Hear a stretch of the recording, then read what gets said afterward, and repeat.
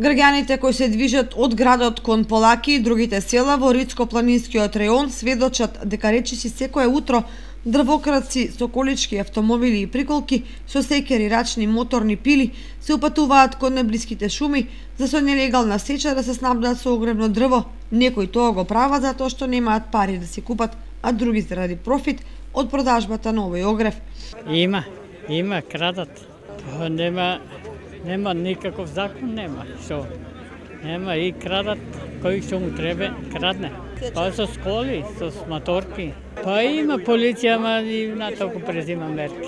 Бизнисот со огревно дрво во последните години станува еден од највносните во државата, бидејќи во општиот хаос најдобро се сноѓаат тие што ги касапат слабо заштитените шуми. Шумски полицајци и шумочувари има многу, ама местното население од планинските и подпланинските села коментира дека Плачковица безмилосно се соголува, дека во районот на селата Лешки и Јастребник на Осоговските планини се прават голосеци, дека кон Мегданот се сече се што може да гори. Моторни пили ечат по кориите, ама тие што треба да ги слушнат и замолкнат ги нема на терен. Присутна е и појавата на приватни фирми да купуваат делови од кории од приватни лица, но кога сечат неретко зафаќаат и други незаштитени шуми.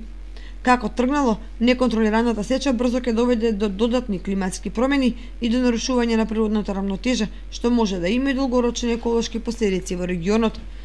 Тоа што е парадоксално е фактот дека за бесправната сеча многу се зборува, а одговорните за чување на шумите никако да излезат по некоја успешна акција за спроведување со дрвократците. На терен, велат познавачите на состојбите, царува подмитувањето и корупцијата, што значи дека неконтролираната сеча најверојатно се одвива организирано.